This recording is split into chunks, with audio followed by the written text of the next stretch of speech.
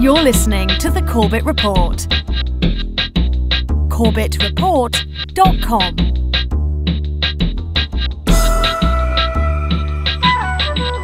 Welcome, friends. Welcome back to the broadcast. This is Corbett Report Radio here on Republic Broadcasting.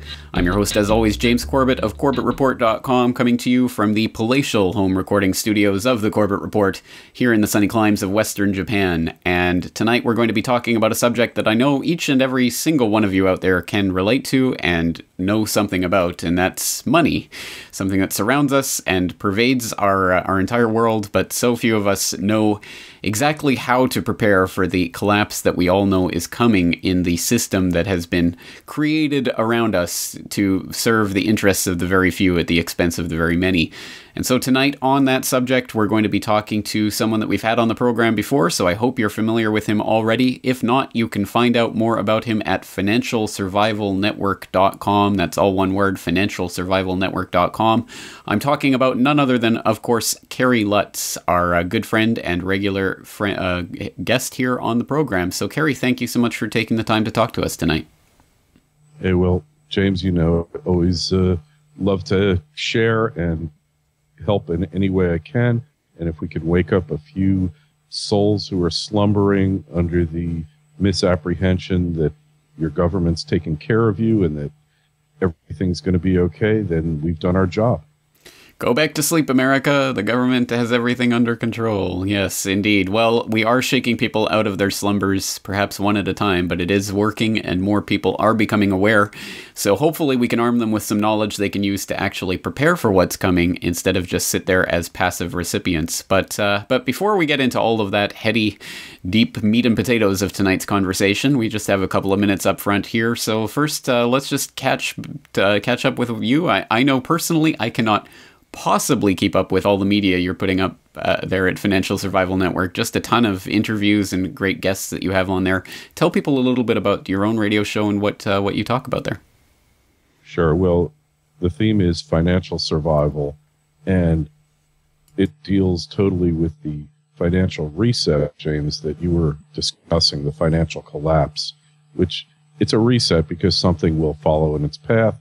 We might not like that system as much as we like the one now because easy money is not going to be the core of that. But what I wanted to do, my goal was to inform you, to keep you up to date and give you hundreds of sources as to what was developing and what you could do about it and how you could prepare and confront the reality rather than letting the reality confront you and therefore perhaps do something about it. I mean, we're all somewhat powerless in this equation because these are global forces that are in effect.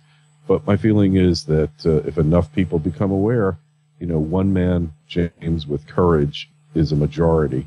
And I don't pretend to be a hero or have great courage, but my feeling is that the more sources you hear it from, the more people who tell you what's going on, the more likely you are to pay attention, because otherwise you've got a nonstop stream of propaganda from the mainstream media that's telling you, don't worry, be happy, because every little thing's going to be okay, as the song says.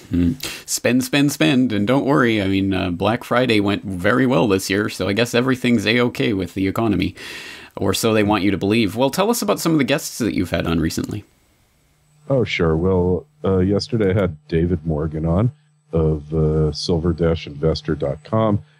He's a guy who's been into silver since he was about 6 years old, and I can really relate to that because, you know, I'll never forget the time when my brother came in the kitchen and it was 1965 and he dropped what David calls the Johnson slugs on the floor, and then he dropped some silver quarters on the floor, and, you know, the silver quarters had substance and the slugs sounded tinny, and you know, David's great for that. I've got it. You know what? I'll have to look at, I have to look and see who I've had while you're on. doing that, in fact, we're going to take our first break. But when we come back, of course, you guys out there can also check at home, financialsurvivalnetwork.com. So let's take a short breather, and we'll be right back with more of Kerry Lutz right after these messages. The Corbett Report is brought to you by the Corbett Report subscriber.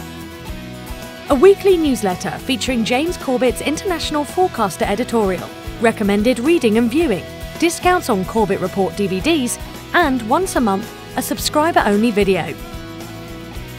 Sign up today to start receiving your copy at corbettreport.com/support.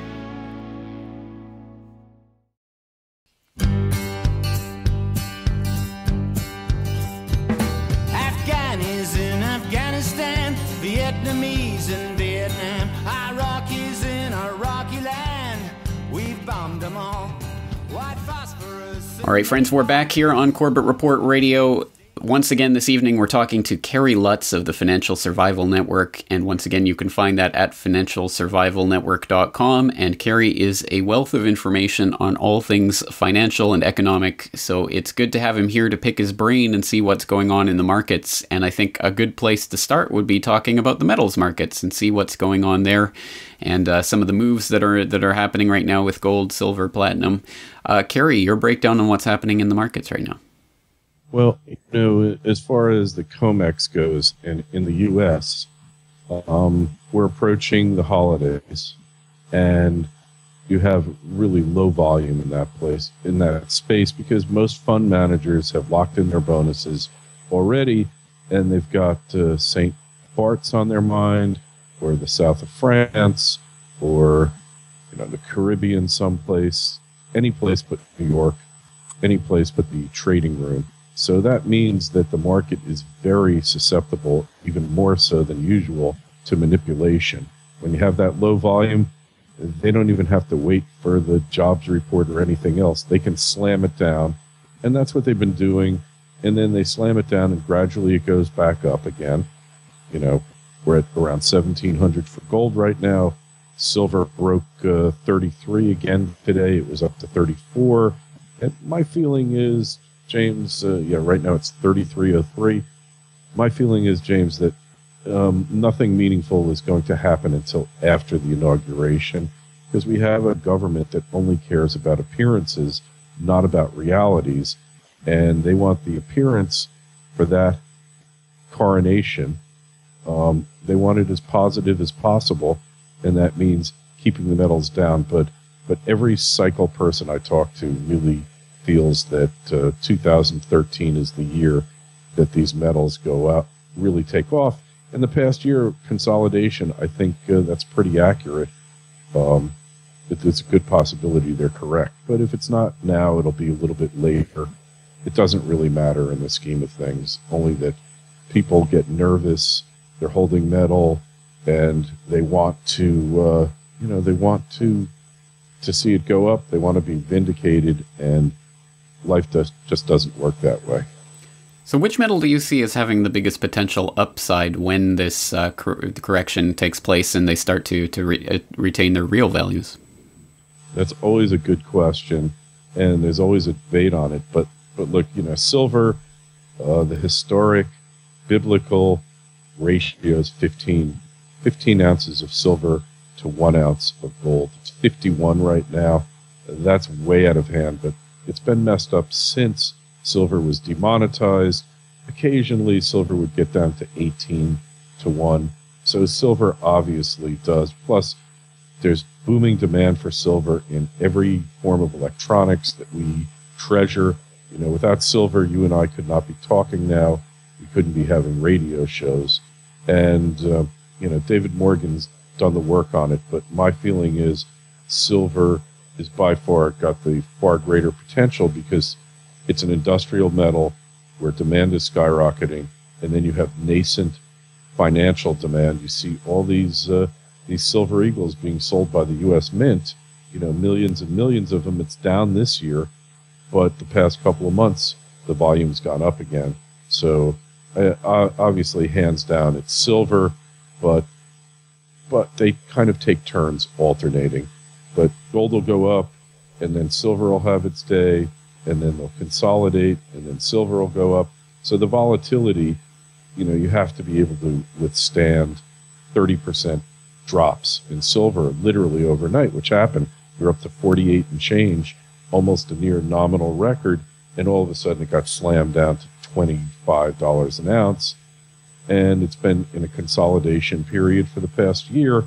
I'm not the best technical person for this, but I don't need to know anything about technicals. I just need to know about the trend, because as they say, the trend is your friend. The trend for silver, far more powerful in the long run than gold. Short-term gold potentially could outdo silver, but if gold breaks 2,000, silver's certainly got a good shot at 250. At $50 the ounce, a new nominal high. Well, you do bring up the point that since demonetization, the old traditional values of 15-to-1 ratios, silver to gold, don't hold anymore. Has something fundamentally changed? Are we never likely to see that again, or do you think that will come back to a 15-to-1 ratio? Well, the demonetization led to huge amounts of silver on the sidelines, and a 50-year glut of silver, maybe 100, I don't know, went back to the late 1800s, where we became strictly gold standard off the silver standard. And there's all sorts of reasons for that we don't need to go into. But the point being that there's been all this supply. Now the supply appears to have tightened, got huge short interest on the COMEX. The metal just doesn't seem to be there unless they're going to go reclaim all those old X-rays that, X-rays are worth like $200 for a couple of pounds now. There's so much silver in them. But the point is that there's not much scrap in the silver market, and whatever surplus they've been able to feed in all these years looks like it's pretty much gone. And you have investment and monetary interest in the metal, which hasn't been there since they pulled it out of the coinage in 1964. So the short answer, I guess, is that it could potentially be remonetized, or if not remonetized, looked at as a superior store of value, as is gold, but it's the poor man's gold, because it might be difficult for a person to buy more than an ounce of gold at $1,700, but at the same time she could buy 51 ounces of silver for the same $1,700. So if there's a monetary panic, a crisis, silver will far outperform gold. So it would appear. And plus, it's more easily obtainable by the average person than an ounce of gold, which is a lot of money for a lot of people out there to invest in. So it's certainly, I think people should at the very least have gold if they can, but also definitely have some silver. But obviously, I would imagine you and I are in agreement that physical is the way to go. But are there any mining stocks or paper, gold or silver, that you're interested in these days? Yeah, well, the problem is, I'm not like a licensed financial advisor, so I always tread lightly in this area, so I don't give individual advice. But it's difficult to hold all of your money in physical once you get past a certain point, so you have to look at the paper investments and weigh them, knowing that if the system implodes, all of your paper will become worthless, but assuming that that won't happen, and I rather think that it won't. I think there will be some type of accord. Bob Chapman, may rest in peace, always said there'd be a Plaza Athénée agreement. They'd sit down right off the debt and rejigger the monetary system. I think that's the likelier outcome here at some point when everybody throws in the quantitative easing towel. But so in that case, your stocks will still have some value, in which case I personally like CEF. That's the Central Fund of Canada, trading at a smaller premium than it has before. I like the Sprott funds, and there's a little silver closed-end fund. I don't want to call it an ETF. That is a totally different animal. The Canadian funds actually are audited and definitely have the metal. They don't play futures. They don't write options on it. They don't lease. They're audited, and they're very transparent. And this is called the Silver Bullion Trust. I believe it's the same management as CEF, which has been around, Central Fund of Canada, which is half gold, half silver, been around since the 60s. This one's a little more recent. They've got about 30 million ounces of silver. When I looked, James, at the net asset value of that fund 2-3 days ago, it was trading at a discount. which I don't ever remember it doing, and I've owned it for the past 3-4 years. The other kind of physical silver that I love that you can buy at a discount to spot, and I've got a report coming out shortly on it, is World War II vintage nickels from 1942 to 1945. Most people aren't aware. Nickels, they needed the nickel for naval purposes, military purposes. They pulled it out. A so-called nickel was then 35% silver, 50%, 56% copper, and throw in some manganese for, I guess, the color. I don't know. And these nickels are now worth, when I looked a week ago, I bought them. They were worth $1.83. I bought them for $1.72 on eBay. Free shipping, too. So I love the war nickels. At one time when silver hit its peak, they were trading each nickel $3.83. The World War II nickel has appreciated against face value much more than any other non-numismatic silver coin. It's gone up 38 or 900%. The quarters, dimes, and nickels, quarters, dimes, and half dollars only have gone up 2,600%. So it's just an interesting little quirk. It's trading at a discount to its metallic value of 6%, give or take. I like them a lot. Well, that is fascinating, and I must admit I didn't know about that World War II nickel. So that is interesting to hear about, and of course it brings to mind back in the primaries when Ron Paul was talking about buying a gallon of gasoline for a dime, a silver dime that is, and of course he was basically laughed off the stage, but only because people don't really understand that silver is actually or is more valuable than the face value of the money itself. So on that note, we're coming up against another break. Let's take another breather. Once again, we're talking to Kerry Lutz of financialsurvivalnetwork.com. We'll be back with more right after these messages.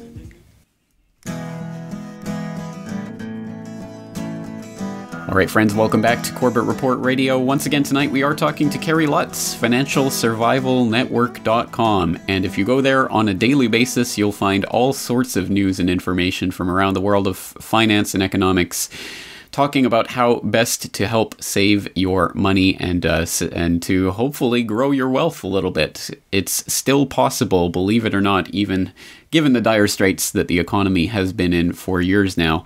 But on a slightly different note, let's just turn to one of the recent posts that you had up there on financialsurvivalnetwork.com. Just earlier today, you posted a YouTube video from YouTube user Stormclouds Gathering called "The Social Contract is Invalid." And I think it's a nice little expression of something that I'm sure a lot of people have heard in one form or another, an argument that people have heard before, but I think he does a good job of putting it into a very succinct little video, basically talking about how the idea of the social contract, the Jean-Jacques Rousseau idea that we all are somehow signatories to some social contract that we can't see or understand, but that somehow we just have to oblige when people with hats and badges come along and tell us they have authority over us, is, of course, a completely untenable concept, and one that just really doesn't make any sense when you start to examine it. And I think, again, a lot of people have heard that argument, but it is important to once again to continue bringing that to the forefront of people's minds as it becomes, I think, more important to question where the so-called presumed authority of the so-called presumed authorities really comes from.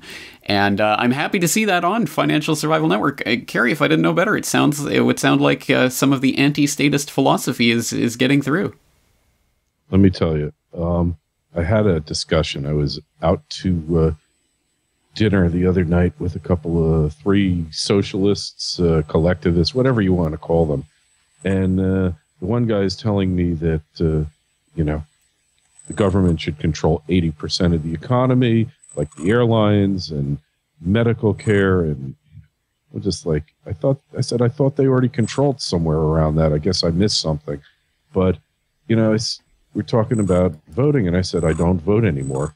I don't vote. You should vote for one of the two. And I said, why? I don't believe this government represents me. I want absolutely no part of it. I want to disconnect from the system, and I never felt this way before. As bad as the two candidates have been, since I can remember, I always managed to pick one, hold my nose, go into the voting booth. Now I just stop because the contract, in my mind, is invalid, because we no longer have a government of limited powers. In the United States, they can make a law to tell you to eat broccoli, to tell you to stop smoking, to tell you not to have more than 16 ounces of a sugary beverage, to not eat trans fats, and I've had it. I'm just not going to recognize its authority anymore. I'm not going to do something that's going to land me in jail, but I am not going to recognize its way. I will recognize the people behind the badge as individuals. I won't recognize them as authority figures. That's my way of doing it, because I don't see any point going to jail to prove a point. You know, we had Ann Barnhart on recently. She stopped paying her taxes. She stopped filing. She told me they levied on her bank account. They're trying to take everything she has, and she's ready to go to jail. Now, that's okay, and I think it's admirable, but I don't really think it's effective. I agree completely. I think there's a lot to be thought about there, and I think it is important that we do delegitimize the system that presumes to have that authority over us. And I think the best way to do that is to stop basically going along with the facade, the farce that is this supposedly representative democracy, where it just keeps taking more and more and more powers, and basically people just have to try to vote for the lesser of two evils every time. And of course, we've seen what that has gradually brought over the past, at the very least, the past half century, if not the entire process of democracy itself. So I have to agree with that. I think it does just lend authority and legitimacy to a system that doesn't deserve it. And of course, as is pointed out in that video by Storm Clouds Gathering, it was, I believe, was it Franklin that said that every generation needed its own revolution, that a new contract, a new Jefferson. That makes more sense, yeah. Yeah, well, you'll forgive a Canadian like me getting my founding fathers confused, but they're not your founding fathers, so it's okay. But you know, it's really true that the system needs to be purged. It hasn't been purged, you know, for hundreds of years already, and you know, my prescription is outlaw political parties and term limits, and you know, get rid of the parties. I think the parties are purely corrupt. They're power machines. They only exist to obtain power and distribute the benefits. And, you know, there's no we the people in it. You know, if this is a government of the people, I want to know where I could sell my share. Well, from my perspective, if I was a social engineer with the power to engineer a political system that would be as absolutely amenable to the interests of the very few as possible, I would probably choose something like the American system, because it is so stable. It gives the illusion of participation. There's the illusion that, oh, it's democracy. We pick our leaders, but it's structured around this two-party system, which itself is completely controlled by the very same individuals, whether it's the left or the right side. They keep moving forward with the same agenda every time. And it's a remarkable mechanism of social control. So I do tip my hat to every time I see people starting to question that and trying to raise other people into questioning it, because I think that's such an important thing to do in this day and age. But on that note, we're coming up against our next break, so let's take a short breather. We'll be back with more right after this.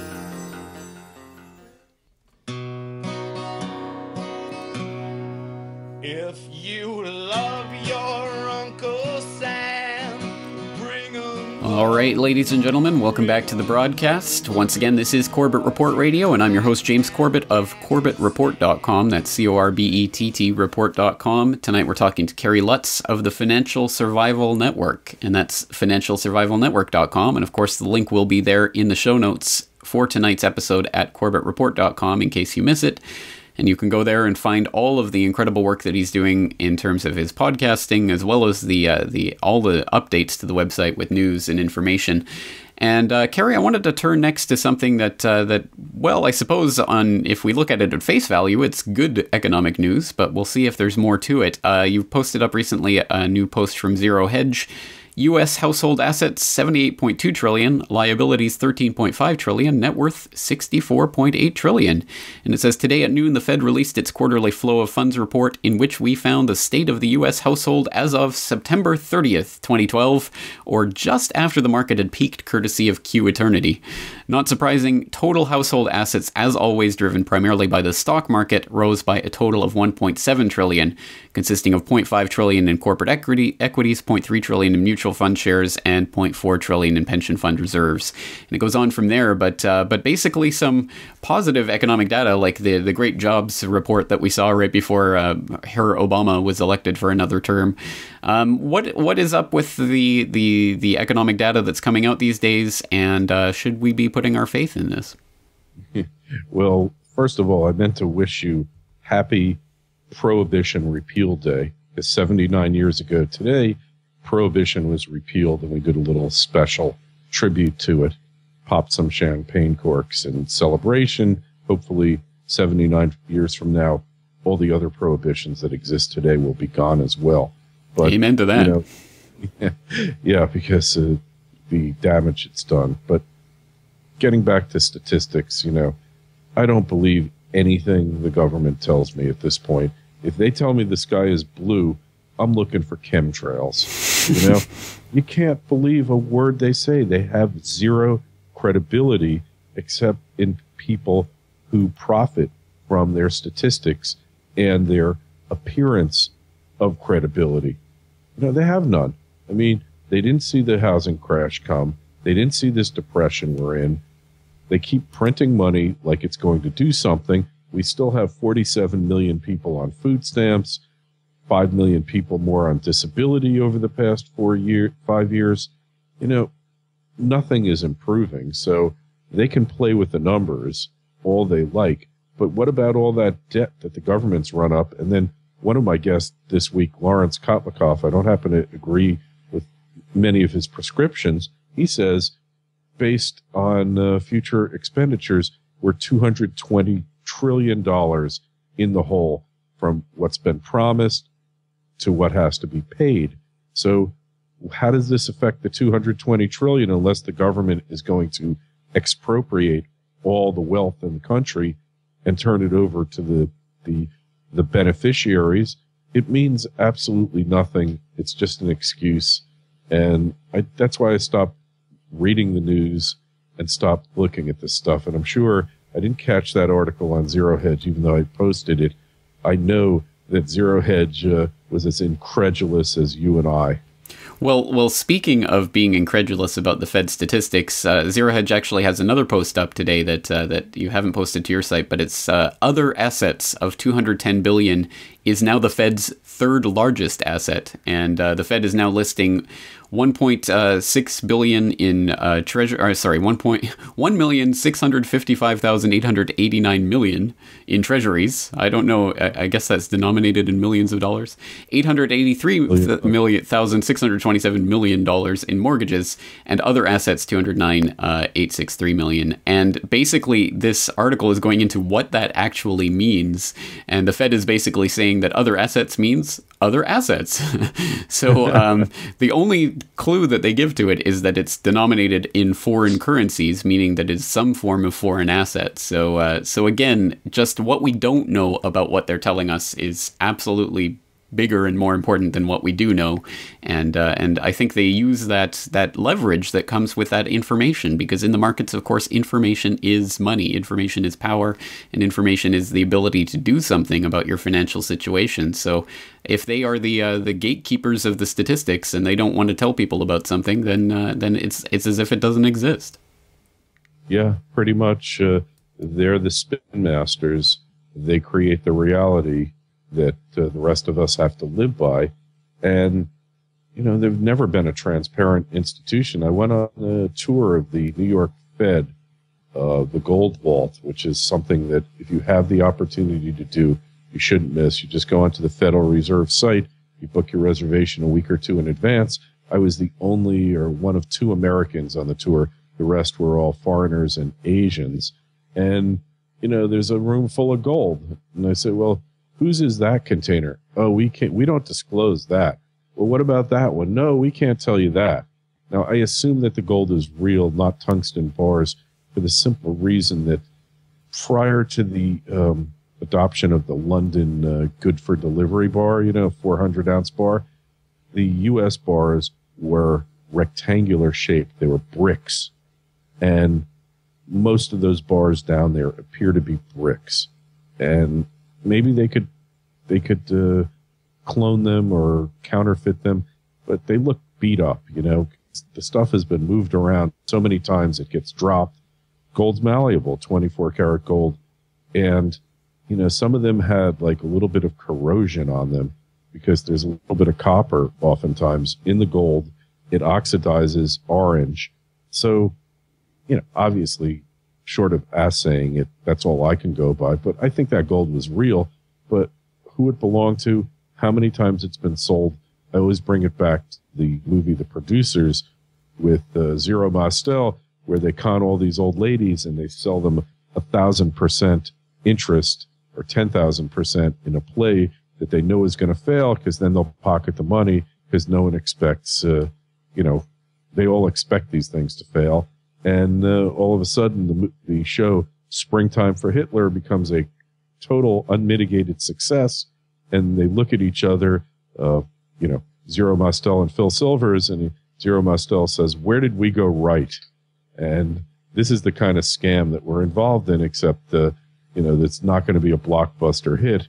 It's going to end in ruin and failure, because the Chinese and the rest of the world want their gold. Right, exactly right. And of course, people, I'm sure, have heard at least about that story with Germany now asking to repatriate up to 150 tons of their own gold, as there's been some questions about how much they really have. And it's not just a question of who owns the gold nominally, but also if the gold has been leased out and under what terms, and how they're keeping track of that, and all of the auditing that should be absolutely open and transparent to the people who supposedly own this at the end of the day. But of course, it's the people that they try to keep this information from.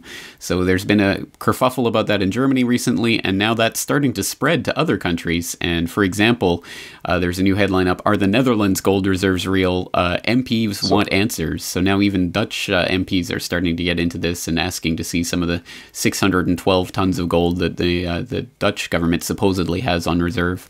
So it's starting to spread, and there's at least people who are starting to ask the questions, which I think is only healthy given, as you say, I mean, we've started to see some of these scams of coming out with tungsten-filled gold bars, etc. in New York and other places. So it is at least something that people should be considering.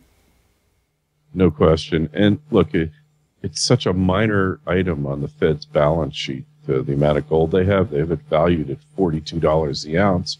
So why not tell about it? Who cares? It means absolutely nothing in the scheme of their operations, and yet they maintain secrecy at all costs.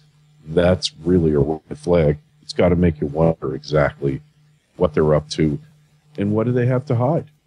Yeah, but then again, didn't you see Die Hard 3? The terrorists are trying to steal the gold from the vaults at the New York Fed, so here you go. I don't think if you go under there, they have to, theoretically, I guess it could be possible. It might take 6 months to blast through 24/7 to get through that bedrock.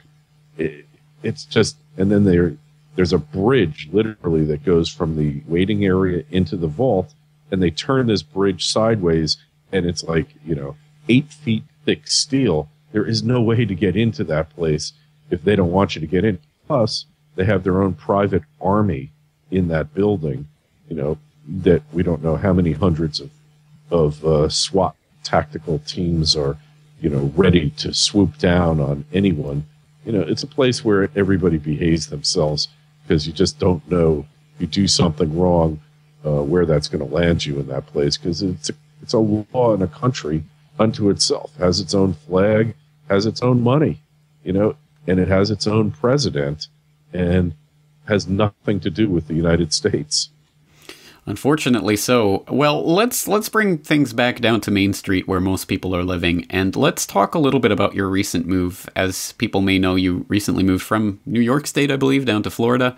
Talk a little bit about the difference in the local economy that you've seen and where you're living now, and any differences you've noticed in the people. Well, one thing I've noticed is that people down here are as oblivious to the impending financial collapse as they were in New York. Perhaps more so. One of the reasons I moved here, it's just government's smaller. There's no state income tax. They basically leave you alone most of the time unless you're being an idiot. In my area, it's higher crime overall than New York. But on the other hand, gun ownership is, I would say, in my area is near universal. Whether I took a class recently and in firearm safety, and most of the people there, I expected them to be younger people. There were 2 people younger than myself. The other 8 or 9 people were older than me by substantial amounts. And so I see that and I say, wow, these are people who never thought about it in their lives, and they're wising up a bit. And they say the pay scale in Florida is much lower than in the Northeast because the costs are much lower. But as somebody told me, in Florida you get paid in sunshine, and that's something I noticed. And just closer to the water, it's much more easier going, a much more easier lifestyle, less hassles, and you can be as engaged as you want to be or as disengaged as you like, or anywhere in between. And I'm just enjoying it just for the weather alone. My body feels better, and I ride my bicycle. There's miles and miles of sidewalks that nobody is on. Nobody walks here in my area. In more congested urban areas they do. So things like that you see. And it's in a way, people are much more suspicious of the government down here than in New York. But it's in a way, it's a lot similar. A lot of New Yorkers, Northeasterners, move down here, and they expect a certain level of government service. And the state's got financial problems, just like everywhere else. Empty stores all over the place, but things seem to be carrying on. And it's just an easier lifestyle. Existence is easier. In Palm Beach County, where I am, there's hardly a pothole in the entire county, with the exception of one little rundown town that you kind of just avoid after sunset. Mm-hmm. So infrastructure is better because the weather's better. The streets are smooth. They're like something you'd find in Europe or in Asia. The streets are so well maintained. There's pride in them, and the place is cleaner. It's just, I don't know how else to explain it, but well, I can imagine it must be a breath of fresh air to step away from the New York nanny state and trying to tell you what you can eat and all of that kind of ridiculous nonsense that's going on there. But it is sad to hear that people generally tend to be as uninformed about what the real basis of the economy there is anywhere else. Although I suppose that's not surprising, just given the overall pervasiveness of the mainstream media message that everything's okay, just leave it to the experts. Yeah, don't worry, be happy. And, that's what my friend Peter Grandich says. So it's interesting because I have this group of friends at Starbucks, and they've kind of started talking to me because they found out about the radio show and the blog and the website and all that. And I say, well, what should we do? Because they all know there's something really wrong. And these are smart guys, lawyers. They were successful business people. And I said, you should pray a lot and put 10 to 15% or more of your holdings in physical hard metals, and just hope that everything works out. And, that's another thing. Like Florida is heavily agricultural, 50 miles north of here. So food can still flow if things get tough. And, that's all any of us could do. Pray, just hope for the best, and really start connecting with our communities, our neighbors, to build something separate and apart from the government Because when it hits the fan, you're going to need all of them.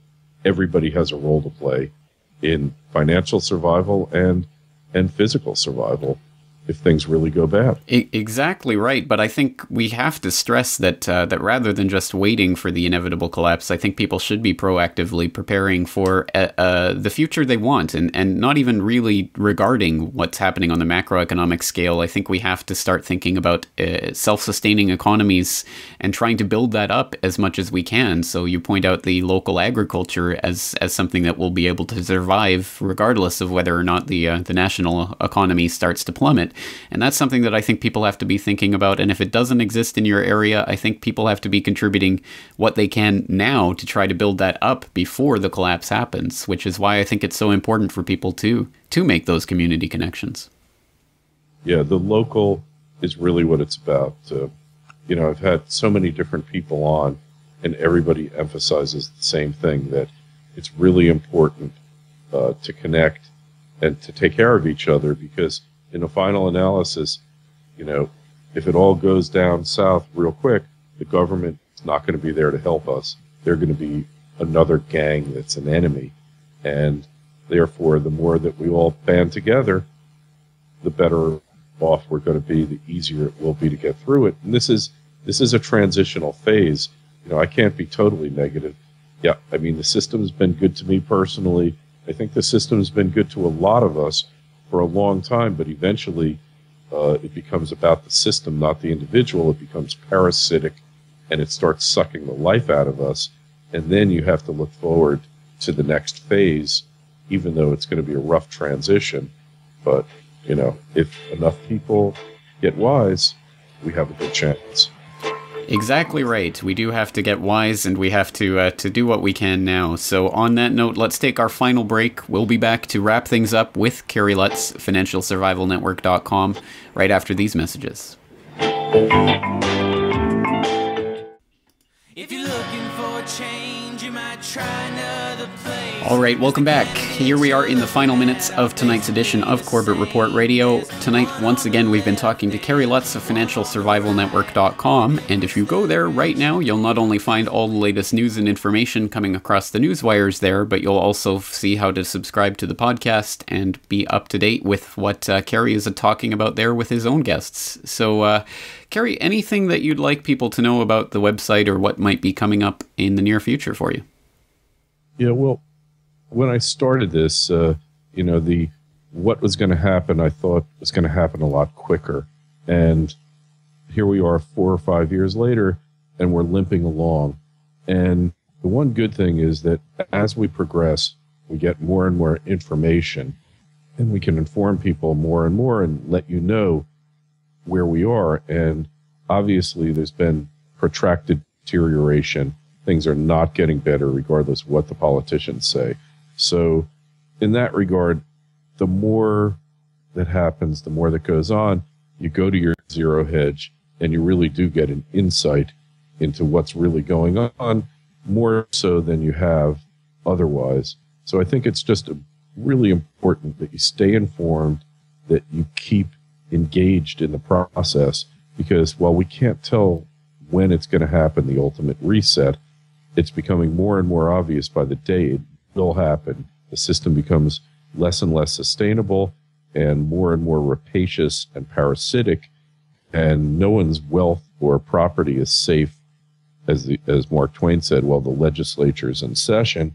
Now it doesn't matter whether the legislature's in session or not. The executive has so much power. So you need to be informed. You need to constantly get informed, or at least do so on a regular basis, because that information is going to be your key to financial survival and perhaps physical survival and economic survival, that we're all going to go through this trial. Every generation has its panic, its financial panic. Our parents, World War II, the greatest generation, and before them, they had the panic of 1893, and before that, the Civil War. So it's a generational thing. You shouldn't feel like you've been chosen or that our generation's been chosen. It's just the way it works. And it's a good thing, because tremendous growth results from these tumultuous times, because the capacity of man to create and to innovate and to adapt is unlimited. And this is the time where you really need to focus on the best you have to offer and put it forward, because everybody's going to need it. We're all in it together. Well, those are some sobering truths, but truths nonetheless, and I think we have to take them into account. And if it's true, as the old adage goes, that knowledge is power, then no one is more powerful than those who are subscribed to the Financial Survival Network. How's that for a plug? Hey, all right. That was good. I got to remember that one. All right. Okay. Well, Kerry, it's always a pleasure talking with you. I'm sure we'll have you up on the program again in the future, so thank you again for your time tonight. Hey, James, always a pleasure. Thank you so much for what you do. So many times we just do what we do because it's what we do. But I'm telling you, there's value. Never doubt it. And I'm sure you don't, because you're following your passion like me. And if you have any ability to follow your passion in life, don't hesitate. I think that's the number one advice that we can give anyone. And on that note, I want to thank all of you out there who do make this all possible for me, and I certainly hope you'll also support the Financial Survival Network. On that note, we're going to leave it there for tonight, but I will be back, of course, 23 hours from now. Tomorrow night we'll be going over news and have open phones, anything you want to talk about. So I will see you then, and until then, thank you all for listening, and take care.